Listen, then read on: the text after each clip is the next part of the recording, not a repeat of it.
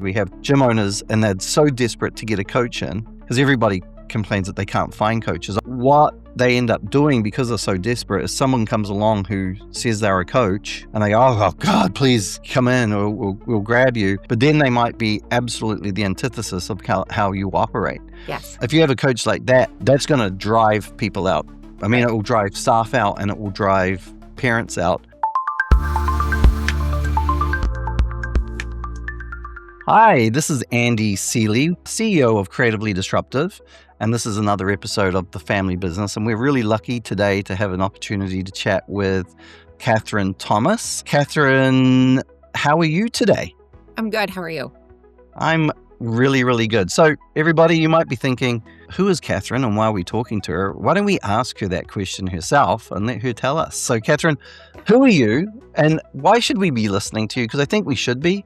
If you could share with everybody why we should be listening to you today. Yeah. As Andy said, I'm Katherine Thomas. I own a company called Confidence in Coaching, and I'm a coach educator. So I go into gyms and I help the coaches to become more confident at what they're doing and better at what they're doing. So not the technical skill side of what they're coaching, but the how they're coaching. This comes from my background in teaching, I will say. I've worked in the education setting for 15 years. And so now I'm just merging my experience with gymnastics and my love of the sport with the education background and the teaching background that I have. Awesome. So basically you teach coaches how to coach, not what to coach, right, but how to coach, which I think oftentimes is kind of like missed. I think a lot of times when gym owners or any business that does kids activity, coaching, they find somebody that might have been on team that knows how to do a forward roll or a giant or whatever. They know the technical, tactical kind of part of coaching, which is this is how you do a good cartwheel. But, really the question is how many gyms teach their coaches how to be a teacher, how to be a mentor, how to be a coach, right? And is that something that you see a lot of it seems to be a bit of a missing point, which if you think about it is quite critical, right? Because I might know how to put a nail in a wall as a builder, but there's more to building a house than putting a nail in the wall. You got to think about what you do first, what you do second, progression, all of that kind of jazz. Am I on the right track here? Yeah, absolutely. So like you said, a lot of coaches are former gymnasts, or maybe they're still current gymnasts. They're still training, but they're coming in and they're helping to coach the little kids or something like that. But they don't have the experience of teaching that knowledge to other people. So they've seen the side of the sport from the athlete side. So they know how to do the drills and they know what the skills feel like, but they don't necessarily know how to translate that and communicate that to an athlete. And then they also don't know, because they're young, they're new to this, how to sort of anticipate and then handle different situations. So whether it's difficult behavior, because we've all had that kid who just doesn't want to participate in class and they're running around, or they run across the runway while the teen girls are training. But how do you handle that? And that's something that I think is missed a lot, is we're not getting to the teaching side of things and how to really communicate and get it across to our athletes. Right. And I think the technical term is sports pedagogy or pedagogy, right? It's the science of teaching children. I actually did it. Funnily enough, I'm in the business that I'm at. My college background is actually sports science. Oh, okay. And 6 months of my degree was in sports pedagogy, which is basically how to teach children, which is very different to how to teach this sport or that sport, like soccer, or like I was rugby, cricket, soccer, that kind of stuff. We didn't learn how to teach soccer or how to teach cricket. We learned how to teach children, which is really cool. So I'm kind of going along with this. I think you kind of did it, but I want to kind of give you a little bit more time to go through it, because I think it's really important for people listening to this to really understand the importance of it. So for owners that are listening right now, how would you define coach confidence, because that's obviously the name of your business, and how it is different from just being technically skilled? The coach confidence is the knowledge and the ability to teach those technical skills. And so it's just another layer of a coach, and it's a layer that I think is often missing.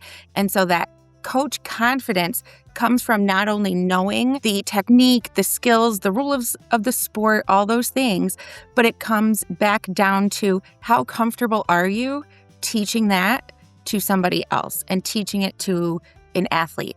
And we can see it in the coaches. When you observe coaches, you can see it in their body language. You can see that they're uncomfortable or they're feeling overwhelmed or they're feeling stressed if they're not fully confident in what they're actually doing.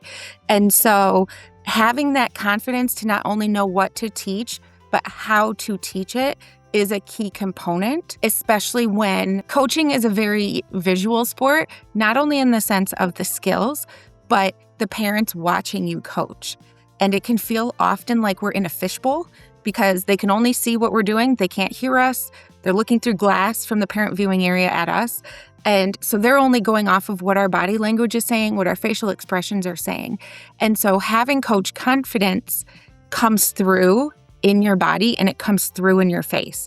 And when you have that confidence, you're going to look more relaxed and you're going to look more at ease with what you're trying to do. So in reality, it's like mindset versus mechanics. In a sense, yeah. I think it's in addition to that as well, because the mindset piece being, I want to be here, I love doing what I'm doing, but then it's that piece of, but I don't know what I'm doing. And so having that confidence to merge the skill and the technique with the mindset of loving the sport and wanting to teach the sport to kids. Right. How to get to the point where I am teaching a cartwheel. Like what do I need to do to prepare the kids to learn a cartwheel? Right. All of those kind of things. Okay, right. Cool. So what do you think are the biggest signs that a gym's coaching team lacks that confidence, or even, if that owner doesn't immediately see it? Like, what are those biggest signs that's an issue for the gym? I think you feel it before you see it. I think you feel it sort of in the environment and in the culture of the gym. And you see it in what the parents might be saying. You might have more complaints from the parents. You might have athletes that you can tell that they're not enjoying their time at the gym. You can hear coaches complaining about it a little bit more. And you might not put your finger on it right away because you might not realize what's behind these feelings. But when you start to feel that the environment in the gym is dipping, then it's good to look at where is the level of confidence that my coaches have in what they're doing. So sort of being aware of the feeling of everything going on around you and then seeing what's happening and listening to what's happening. Okay, so it's more of a kind of a sense of discomfort or that sense of something just isn't right when you're looking at how your coaches are kind of interacting out on the floor and so forth? Yeah, and that's if this isn't something that you're regularly focusing on. I think if you're focusing on coach confidence and your coach's abilities, I think you're going to pick up on it and you're going to see it and you're going to hear it. But you're also going to have coaches maybe that speak up to you because they know that it's something you're focusing on. But it's more of if that's not something that has ever been a priority to you, and not in a negative way. It can not be a priority just because you never even thought about it. And so if you're not looking for it, then that's when you feel it before you see it because you don't know what you're supposed to be looking for. Okay, so how does like a low coach confidence directly impact retention? Like a company that works really hard to draw attention to a gym and to get parents understanding, in a local area. A lot of our work is actually the evolution of a gym from a gym that's struggling to a gym that's not. And there's lots that goes into it. Part of that is getting the local community to know that you exist, right? So having mums know that you exist, which oftentimes in a town that's over 100,000, most of the parents don't even know that your gym exists. Gym owners don't usually understand that, but that's usually the truth. Mm-hmm. But that's only one little tiny piece of the puzzle because, once you've got people coming to the gym, once you've got people talking about you and they start coming, the next step is how do you make sure that those kids stay? Right. Because, our gyms, typically they have about a year to 18 months, which is a lifetime of a gymnast. Now, obviously, you get some kids that stay for 10, 15 years, but then you get some kids that leave after 1 or 2 months. So, I know for a fact that one of the key parts of low retention is a low confidence, that the coaches don't come across or don't seem as good as the parents would want them to be. And the parents don't even know what that means. They just don't, it just doesn't feel good or doesn't feel right. So in your mind, how does that low coach confidence directly impact retention, both from a student's standpoint, but I mean, even staff, right? Because I'm sure staff feel uncomfortable if they don't know what they're doing. Right. They know how to teach a really good cartwheel. We keep talking about cartwheels because it's easy for me to bring up, but they know how to teach a cartwheel, but they just don't feel like they're very good at teaching the kids. Right. How does that all impact? Well, I think with the athletes, where it impacts it is the coach is the athlete's longest point of contact. And so the parent might be interacting with the front desk staff or with an owner or something along those lines. But for the athlete, they're mostly with the coaches. And so if you as a parent have a child and they come out of practice or class and they're so happy and they had a great time and they're telling you all about it, that's going to keep you coming back. But if your child comes out and they're like, it was fine, I didn't love it, I didn't have a great time, or I'm not liking it anymore, then that's going to impact whether or not that child stays. And so focusing on the confidence of a coach is going to directly impact the athlete and influence whether or not they want to be there. And something I tell coaches is if you are bored in class, your athlete is bored in class. If you are being negative, your athletes are going to be negative. They're going to feel it. So they feel when you're not confident. Kids know if you're struggling to manage a situation or get through something that's difficult. They know that, they're aware of it. So part of coaching confidence is not knowing just how to handle those situations, but to anticipate them before they happen and to have some things in your back pocket that you can pull out to handle that in the smoothest way possible. Right. When you have those things, you have these coaches who want to be there because they know that they can handle different situations, that they're going to do it to the best of their ability. They're not going to get fired or yelled at for doing something wrong because they can say, well, I did X, Y, and Z. I tried these things, that I've been taught. And so when you focus on improving coach confidence and you focus on the growth of your coaches, you're going to maintain your coaches. Because professional development has been shown to help maintain employees and to increase staff retention because they know that you care about them and you care about their growth. And people want to be somewhere where they feel cared about, like they are a person and not just, someone's name on a sheet of paper. And so when you have that confidence, when you know other people have that focus and that willingness to help you grow, then you're going to want to stay there as a coach as well. Yeah. And I think we need to be careful about the use of words because I know confidence is in your business name, but there's probably people listening who are coaches and they think, well, I don't lack any confidence, but we still have problems with retention. Well, I think there's confidence that you're talking about, and then there's people that probably have a very high level of confidence, but they're still driving kids out of the door. Mm-hmm. And it's because they have a lot of confidence. Maybe it's actually bordering on ego.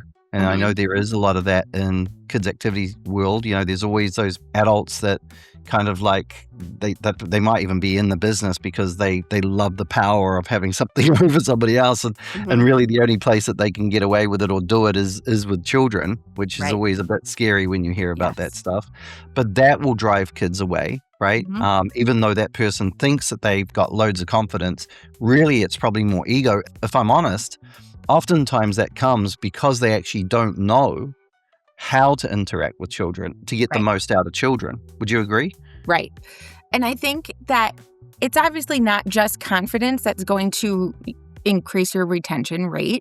There's also other pieces that I will focus on with coaches, something like professionalism and how you actually carry yourself and how you interact with other people. And are you standing off to the side, scrolling on your phone when you're supposed to be coaching? So there's other components to it where it's not just the confidence piece that is keeping the coaches there or keeping the athletes there. There's more to it, obviously. But I think that big piece, when we're talking about confidence, we're not talking about knowledge of the sport. or technical knowledge.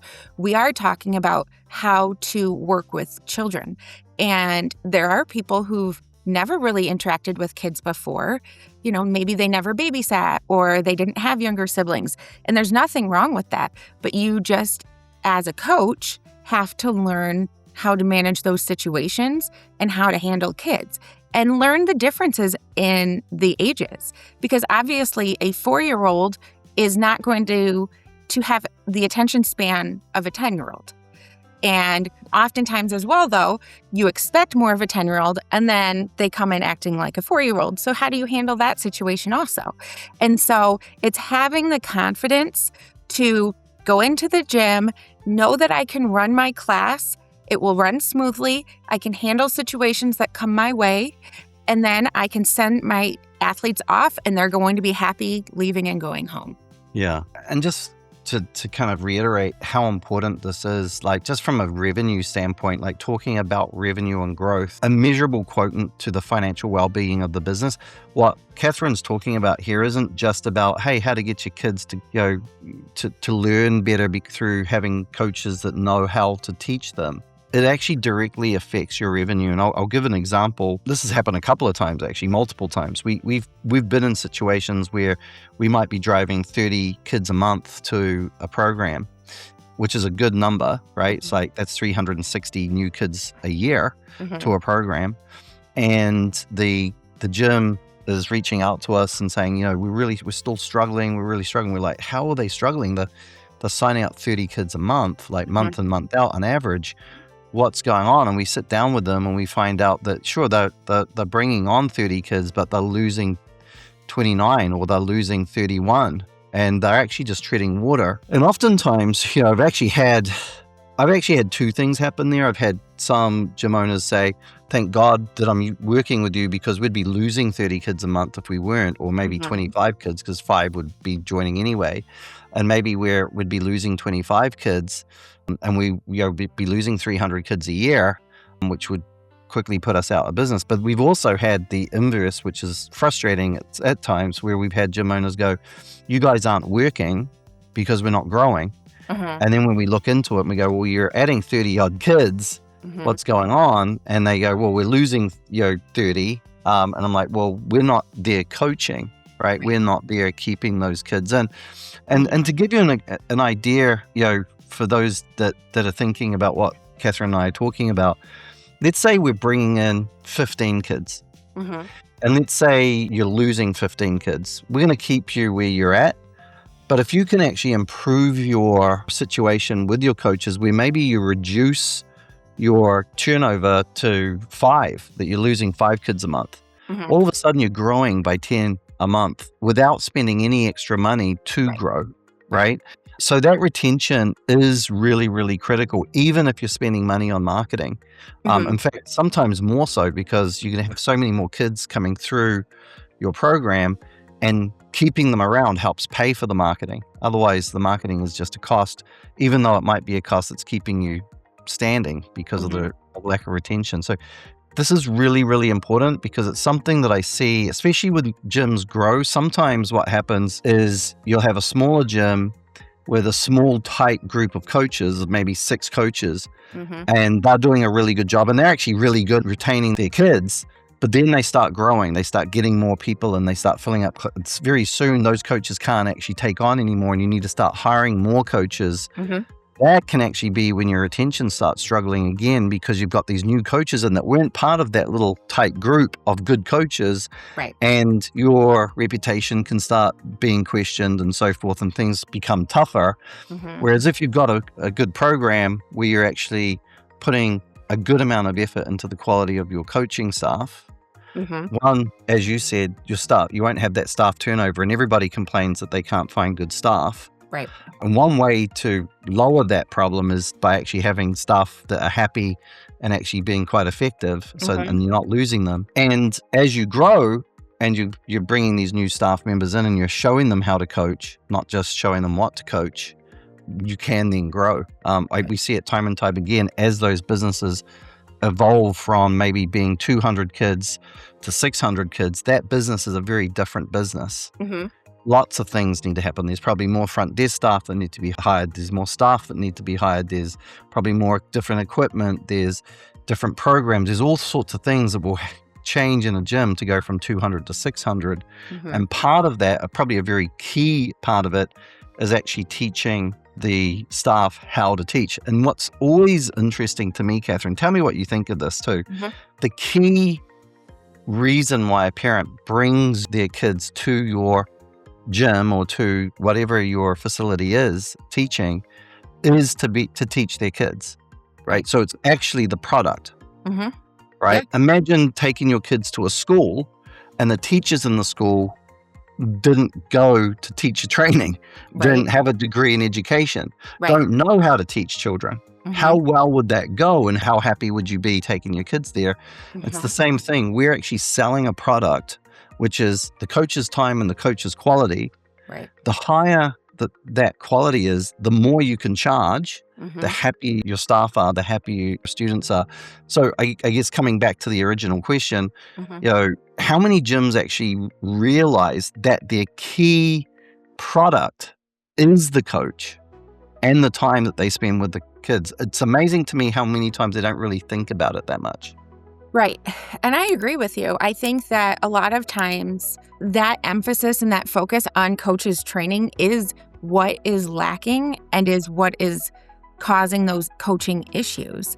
And so you're right. People are not going to want to send their kids to a school where the teachers are not well educated and they don't have their teacher certifications, but they are going to want to send them to a school that they see the teachers getting continuous education or getting certifications of certain kinds, that they can show off and they can share, and that show that they've had a certain form of training done.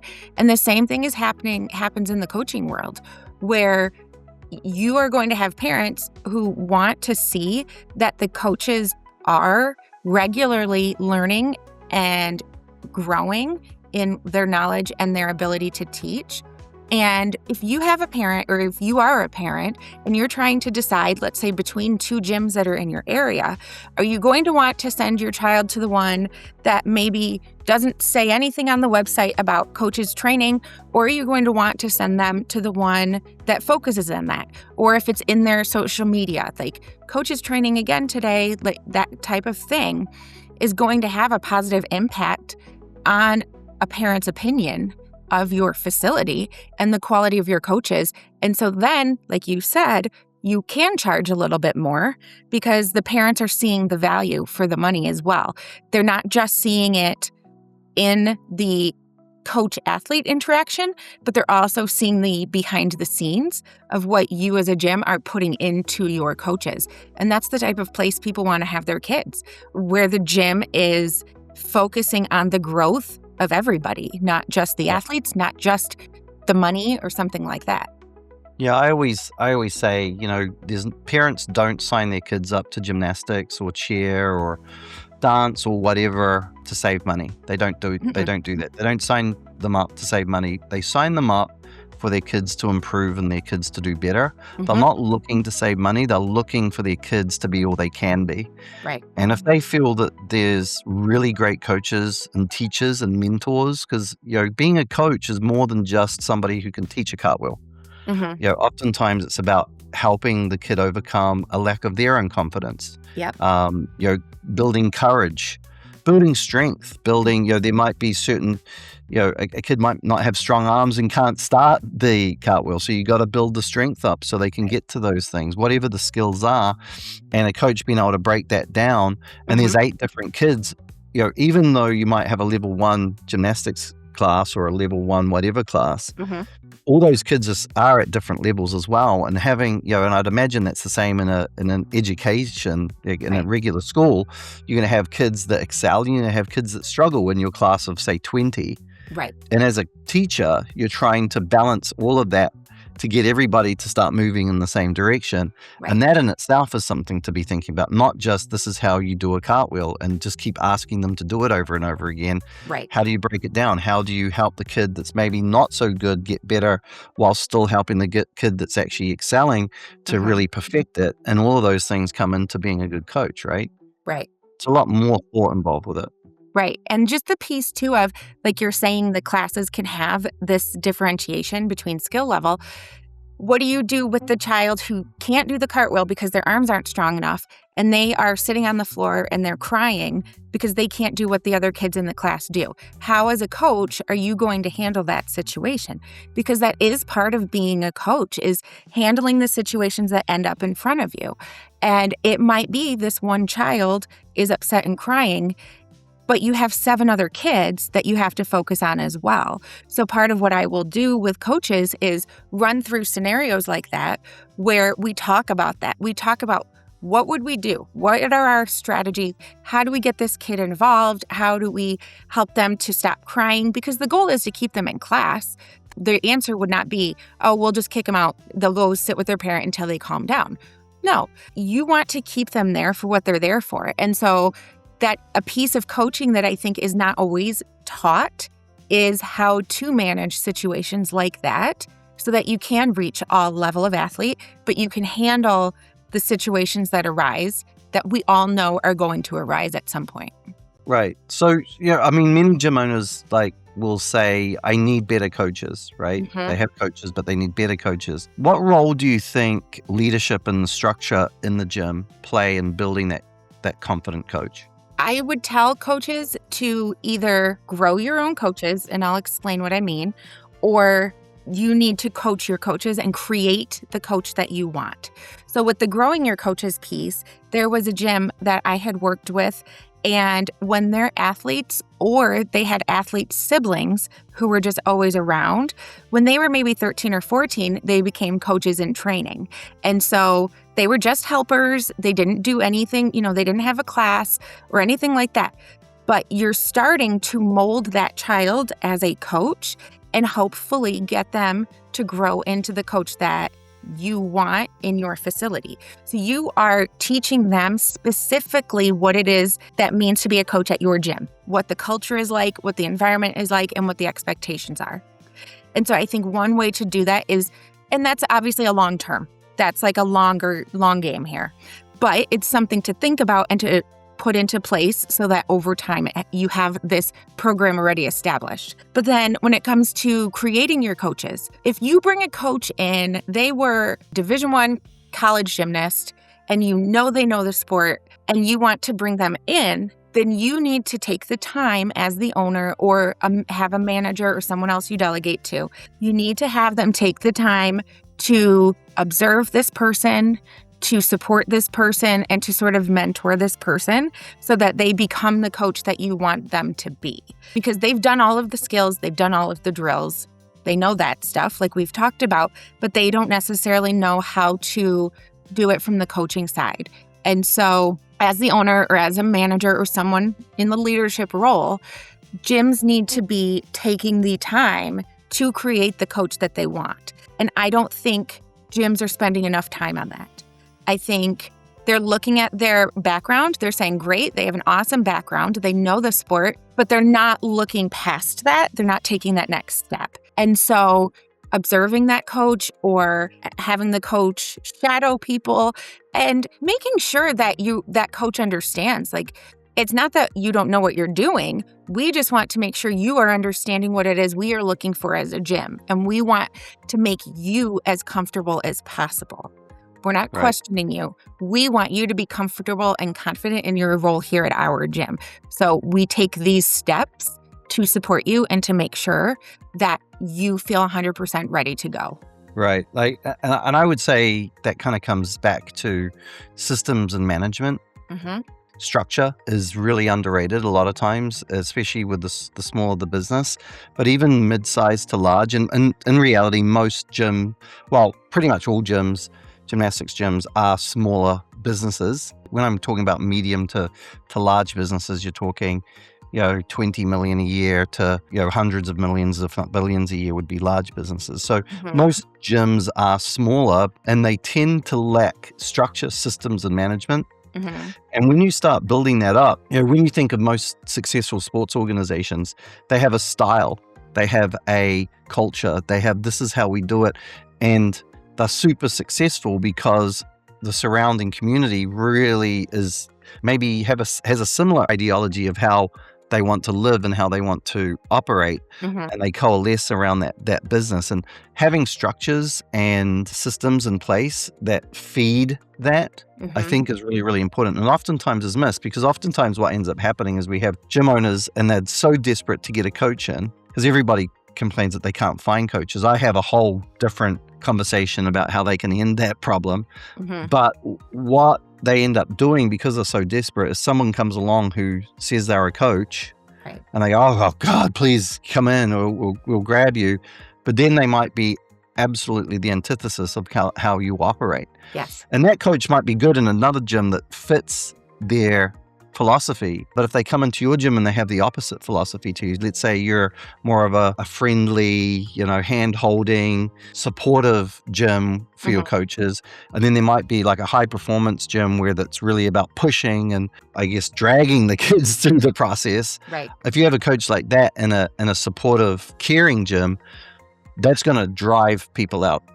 I mean, it will drive staff out and it will drive parents out, and vice versa. If you have somebody who's not really pushing but just wants to hold everybody's hand and take care of the kids, and they go into a hard charging gym, that coach themselves will probably get turned off and walk out anyway, and you're back to square one, right? So having those structures and systems, and probably with some understanding from a professional like you of how to put them together and what's the best way to get the best out of a kid, seems to me to be something that is really missing in the industry. And I know you walk into a lot of gyms. What are one of the first things you see when you walk into a gym and they're looking for some help, and you can tell that maybe there's no structure or management or systems that are there? What is it that you go, oh my gosh, there's a lot to work on here? A lot of times you can't see it right away. Sometimes you can, but I wouldn't say that I would walk directly into the gym and just automatically see the issue. Sometimes you do see that issue when you are watching the class or the practices or the interactions, but I think it takes a little bit of observation time to really grasp what is happening and what's going on.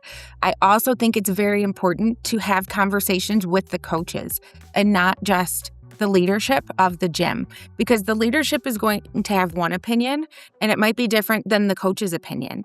And so having a little bit of time to speak with the coaches and how they're feeling and what they are seeing and areas that they feel like they could grow.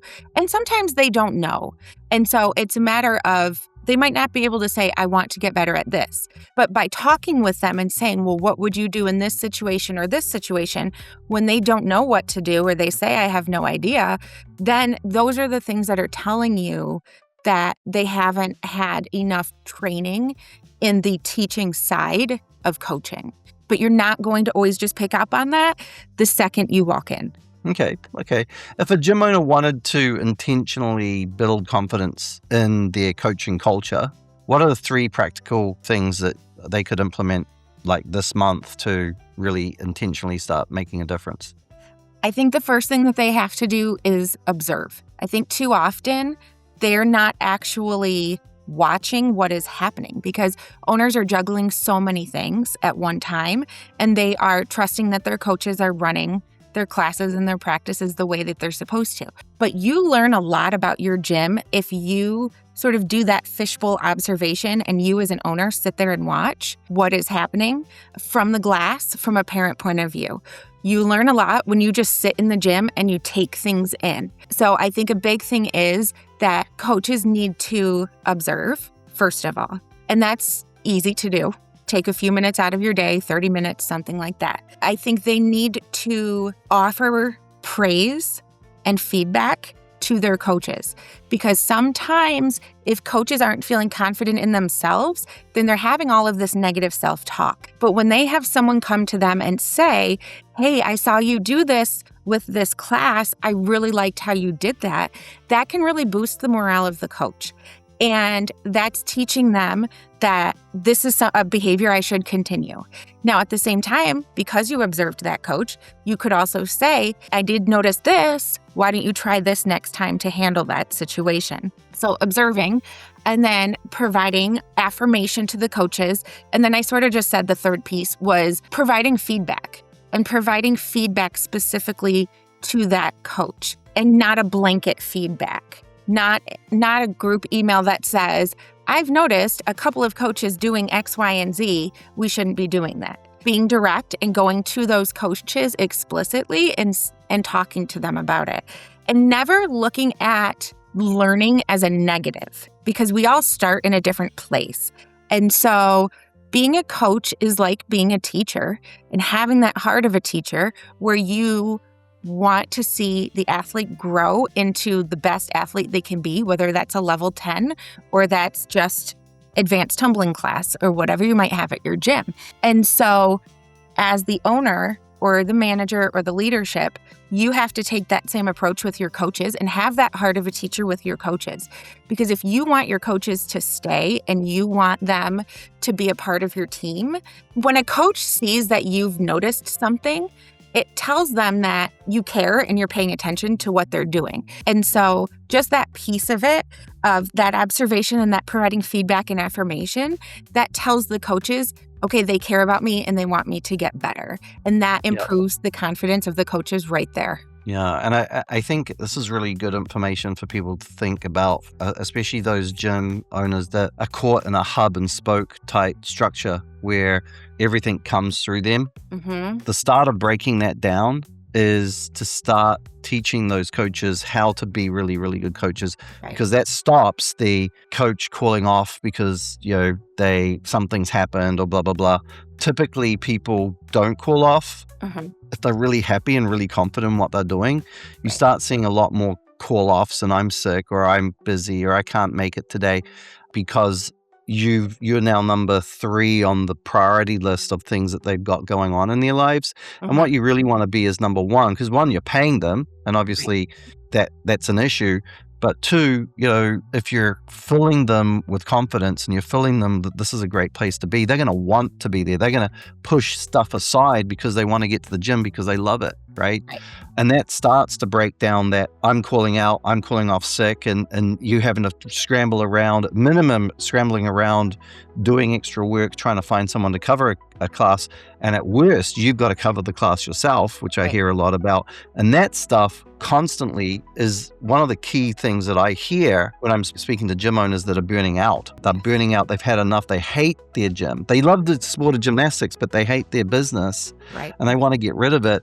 But it's because they haven't prepared their staff to do the things that need to be done and start breaking that hub and spoke mentality, which means that, hey, everything goes through me. So anything that isn't quite right, I've got to fix, right? And I think this is really important for those of you that are out there that might own a gym to realize that this is the beginning of taking out that hub and spoke mentality and turning your business into a hierarchical.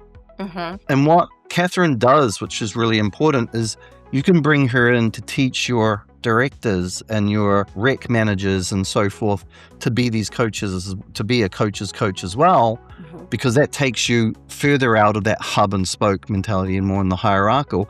And what it does for a management, like if you're building your management team, if you give them the tools to be able to help coach the coaches, coach their staff, it builds even more strength in that management team. Because as a coach, or let's say you've got a teenage coach and they know how to do cartwheels, they were on team, all of these good things, but they haven't got that world experience or that understanding of how to teach kids or how to be a good coach. You have a manager above who sits down with you and helps you learn it. You're going to be much more tied to that manager, much more willing to listen to that person, and less likely to want to let that person down, which strengthens the whole internal structure of the business, correct? Right. Yes. And something that it can be hard to break away from that cycle where everything has to go through the owner. But what I have said to people is, if you think about your child, if you have a child and they need to learn how to tie their shoes, is it easier for us as a parent or an adult to just jump in and tie their shoe? Absolutely. But in the long run, is that what's best for the child? And is that what's best for you? Because you are going to eventually, you're going to be tying their shoe for the rest of their lives. And so it does take time and it does take effort and energy to provide this structure and this support and training. But in the long run, it is going to give more freedom to the managers because you're giving a little bit more power to the people below you. You're giving them the ability to do the things that normally would have had to go through you, but now they are knowledgeable and capable enough to do it themselves. So that is allowing you to take that off of your plate. So I always feel like the shoe tying analogy is a good one because everybody can sort of relate to a little kid not being able to tie their shoe. And if people don't have kids, they probably haven't had to sit through the 5 minutes when you're trying to get through out of the house and your kid's like, no, I'm going to do it. I'm going to do it. And you know you need to let them do it, but you need to get out of the house. It's the same thing. It's very much like that, where it can feel like it would just be so much easier if I stepped in and did this by myself. But you have to think of the long run and you have to think of the best interest of the coaches. Right, exactly. And just a step back between like the kind of coaches that there are. So, how should an owner handle, like, let's say a technically strong coach that maybe lacks a bit of confidence and know-how on how to coach, but technically knows exactly how to do the skills, right? Versus a confident coach who knows how to speak to children and blah, blah, blah, but maybe who lacks technical polish and doesn't have maybe so much of the technical know-how. How do you handle those two? Well, I think a great tool to utilize that is not often utilized just because of time and ability is to have those coaches actually work together and shadow each other and talk. And maybe having a third person in that discussion with them, but having them actually observe the other coach and not to critique them in any way, but just the factual observations. And then how is that different from what I am doing? How are they getting the same information across better than I'm getting it across? Or how are they seeing the technical side better than I'm seeing the technical side? Actually giving the coaches time to see other ways that things can be done is very important because we all get set in our own ways of doing things, and we usually feel like our way is the right way. And so by opening the coaches up to other opportunities to see other coaches, or even just if you went to a competition and you sat in the bleachers and you watched the different gyms and you watched the interaction of the coaches with the athletes, and how does that make you feel observing? Just taking the time to see that there are other ways of doing the same thing can really help a coach grow because it's opening their mind up to ideas that they probably never would have come to on their own. I think that's I think a lot of people are aware of it, but how often do we actually implement that shadowing? And more so because there's shadowing and then there's really thoughtful management behind the shadowing. Like I could say, hey, Katherine, we're going to shadow together. We're just going to grab you two, Andy and Katherine, just going to throw them together without much thought. And there's probably some value there, right? I might pick up something from you. You might pick up something from me. But if you do it with some management thought behind it, where you go, okay, I'm going to put Andy and Katherine together because Katherine's very good at this and Andy's struggling with this. But Andy's actually really good at this and Katherine's struggling with this. And before I put them together, I'm going to tell them, hey, I know Katherine's really good at this. Andy, I want you to be aware of it and look at this. But at the same time, Katherine, I know you struggle a little bit with this and Andy's really good at this. I want you guys to shadow each other as equals and look at how you guys both do. Because I think a lot of times and this is any business, when we do shadowing, we just throw people together and let them watch each other and then we'll see what happens.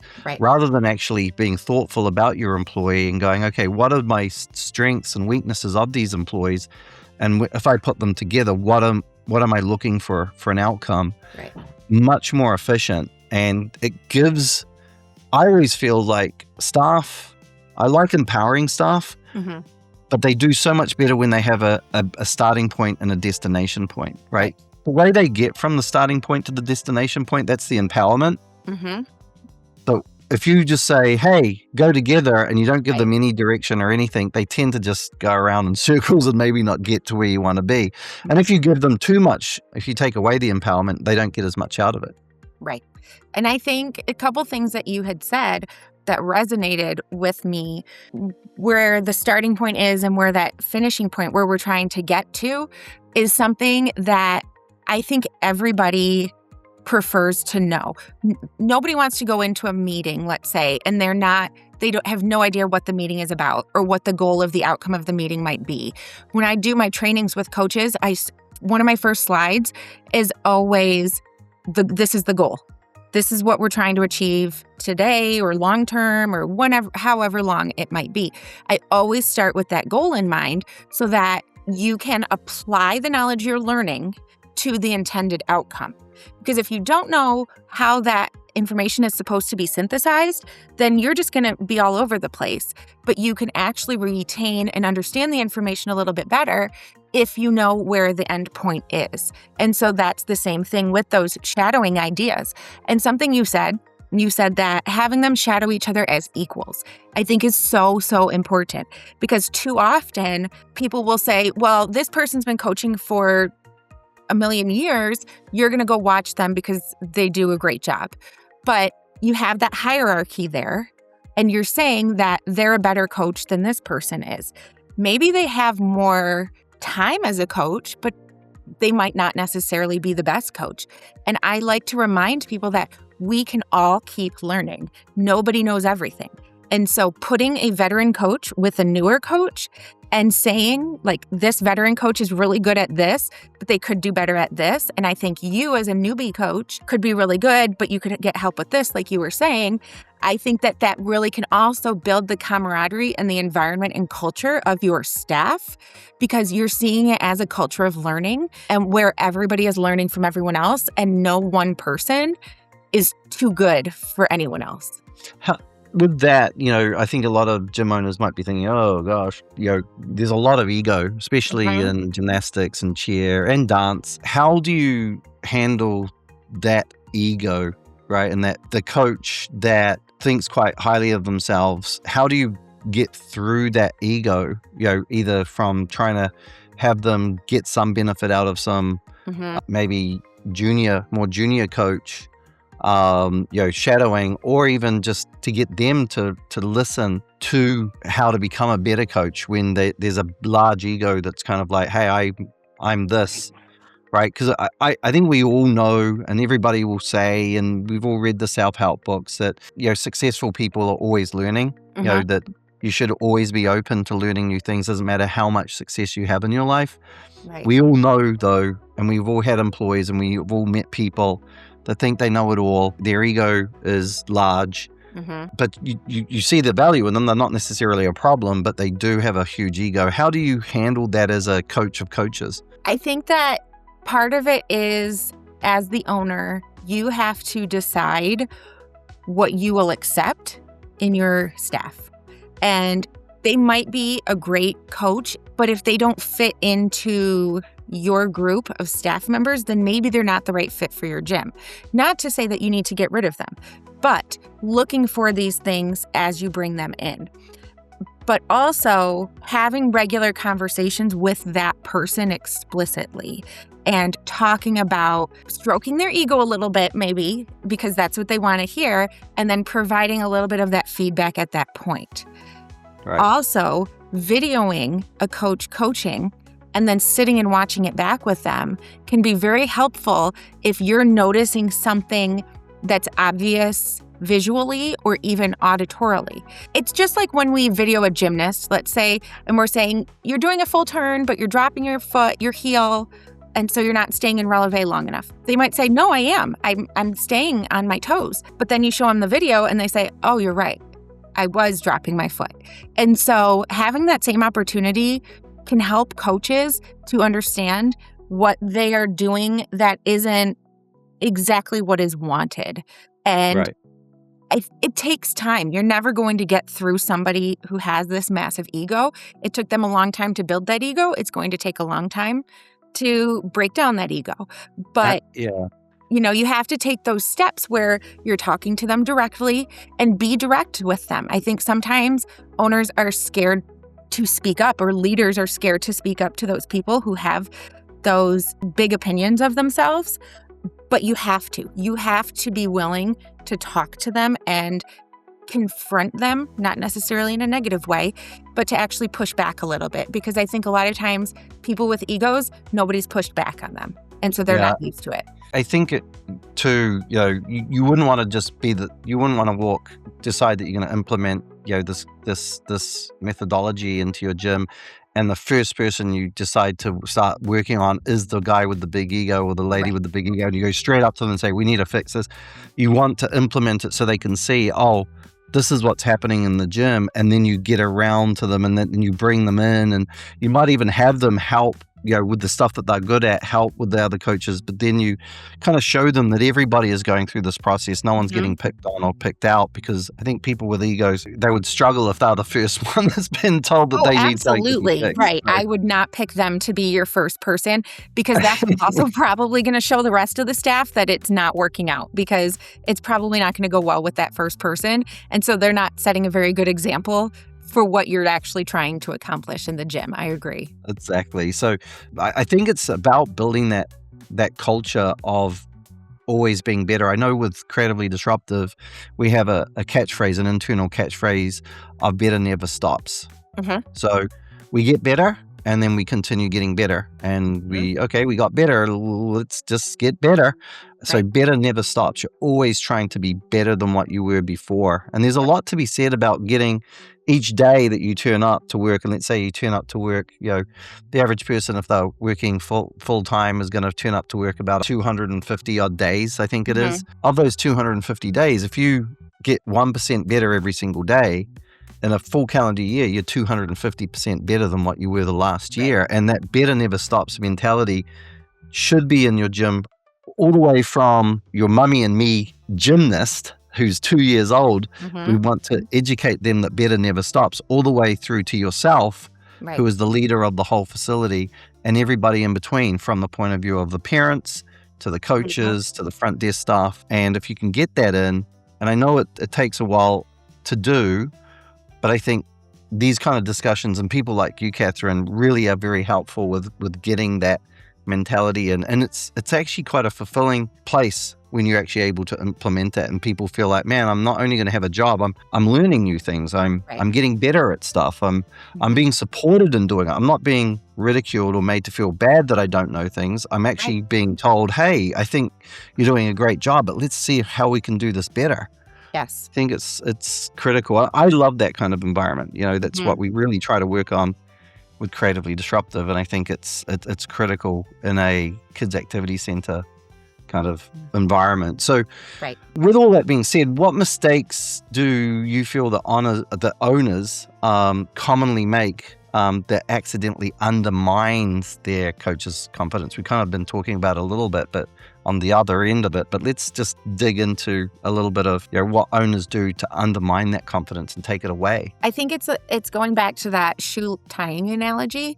When the coaches step in, or the owners, or the leaders step in and they do things for the coach rather than taking the time to teach the coach. So one of the trainings I do teaches coaches how to communicate with parents, because a lot of times younger coaches have not had to interact with an adult in a professional manner, or in a manner in which they are the expert at what they're talking about when they talk to the parent. And so we work on communication. You need to teach that to your coaches to empower them to have those conversations. If you have the owner just jump in and take over the conversation, then you're undermining that coach's ability to handle a situation or to learn through experience. And so I think if the coaches are jumping into, or the owners are jumping in too often and sort of saving the coaches, or saying, I'll do it myself, or just stepping in too much, especially if they do this in front of other people, it can be very, very discouraging. And so instead, try observing. Observe the interaction, observe what's happening in the gym. And as long as it's not a safety issue, obviously you jump in right away if it's safety. But if it's something else where I'll give an example. I was at my niece's gymnastics class a couple weeks ago. She's learning her cartwheel, so going back to what we were talking about, and she's putting her hands left, but putting her right foot in front. And the coach wasn't correcting that because she was working with other kids at a different station. But if the owner had come in and taken over and just done that for the coach, it sort of undermines that coach's authority in the eyes of the athletes.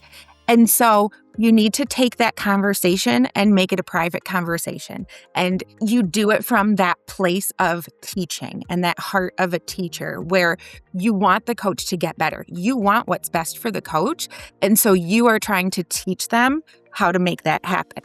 Because in the case of my niece, maybe it was just the coach doesn't understand how to scan while spotting another skill, that type of thing, or how to position herself so that she could see all of the other stations that were happening at the same time and be able to make that adjustment. So it's not a criticism by any means bringing that up. It's just a point to say that if you don't teach the coach how to handle it on their own, then they're never going to be able to handle it. Right. And as you said, just because a kid is doing something new to them and they're doing it wrong, doesn't necessarily mean the coach is teaching it wrong. It might be that the coach might have just been unaware that they're doing it that way and haven't corrected it, which in itself is something that can be worked on from a coach's standpoint.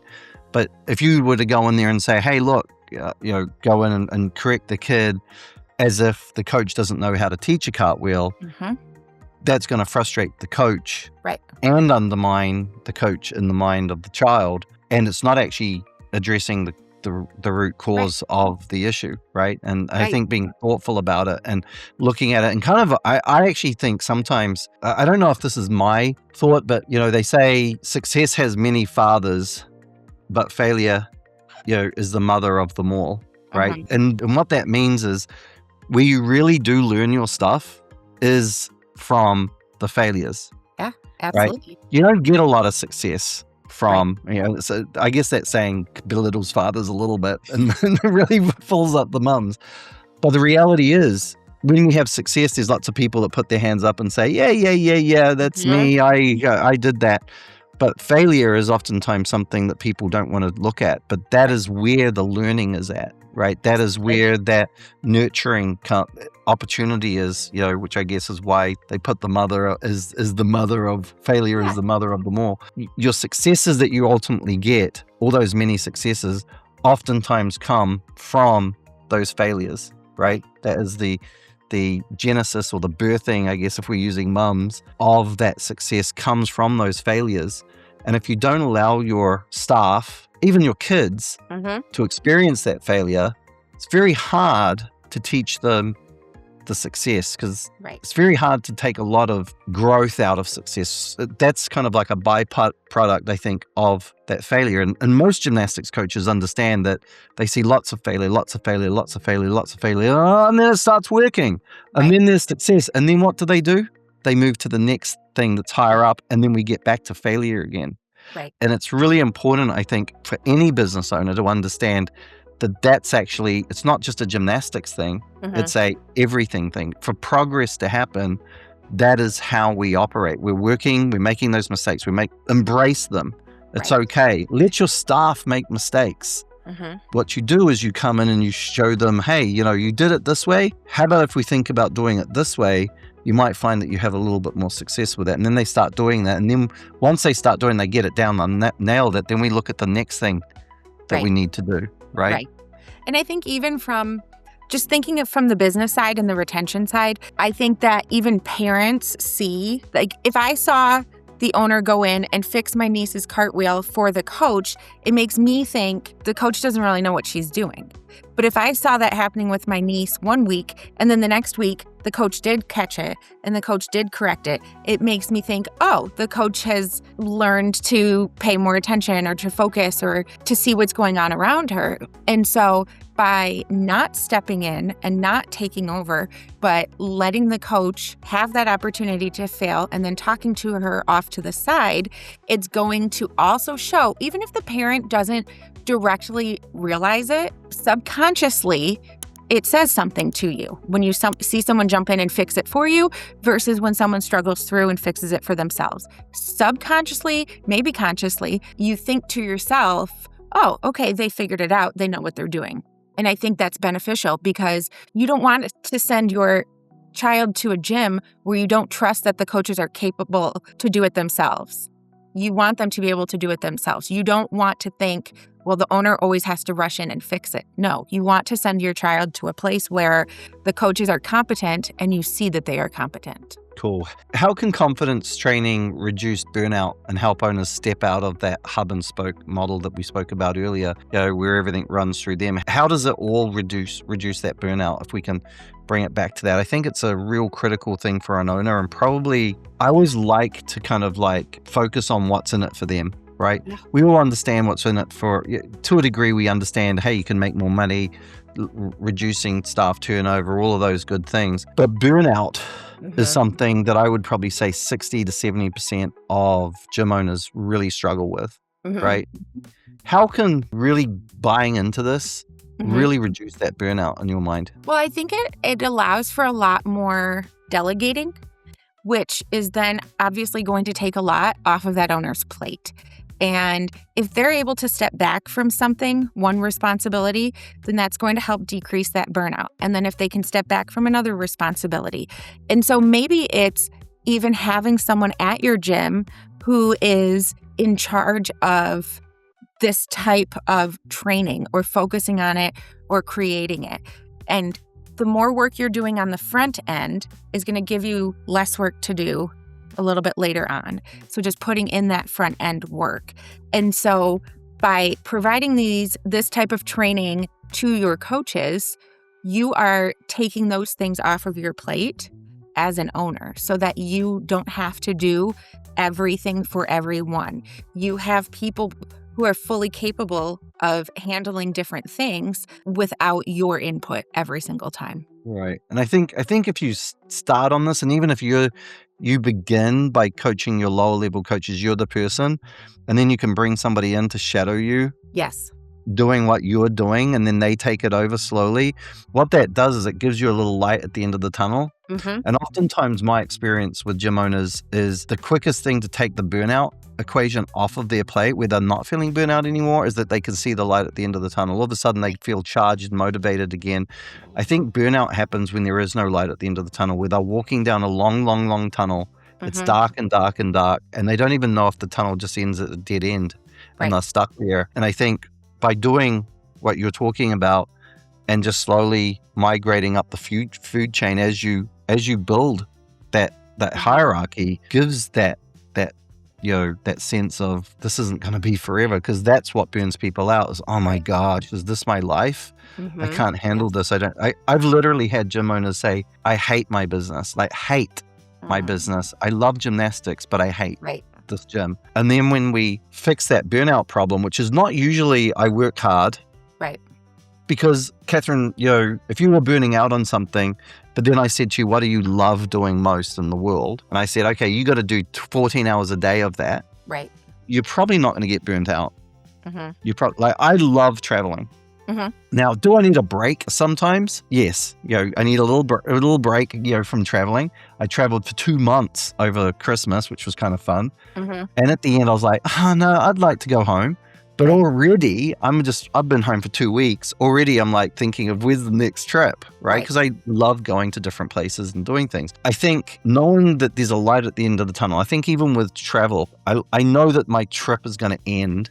Right. So I know that there is a light at the end of the tunnel where it's going to end. I can recharge, recoup, and blah, blah, blah. And then we can get on it again is really, really important. And more importantly, building your team around you that can actually sustain it. So there isn't kind of an end where you need to take a break. That's the break. The break is I've taught my coaches to be able to coach. Now I'm teaching a manager how to coach coaches. Right. And then maybe I've even got a manager above them that's just watching and managing. Maybe you've got somebody in rec and someone on team doing those two things, and then you have someone overall, and then you slowly move yourself up the food chain. And you can be doing this in your front desk as well, right? Because how do you interact with with parents? How do you handle, you teach all those things, and then you teach people to teach those things. And that's how you get yourself into that hierarchical mode, which I believe is the better way to go. Hierarchy, a lot of times, especially in this modern age, people are like, hierarchy, patriarchy, all those kind of archies. No, hierarchy just means that there is a boss, because there is. Yeah. But the boss is not the central guy. The boss is out of it a little bit, and the team are running the show. Right, which the team typically are happier for. Right. And definitely the boss is usually happier for it as well. Yes. Yeah. Yes, I completely agree. What does a confident coach look like in action on the floor? Paint us the picture of a great confident coach. Like, tell us a story about it or whatever. I would say when I see a coach, you can see it in them. And I know I said earlier, it takes time to figure out in a gym if there's a big issue, but individually, a lot of times if you look at a coach, you can see that they are confident through their facial expressions and through their body language. You see that they are moving from one place to another with intention. They know what they're doing.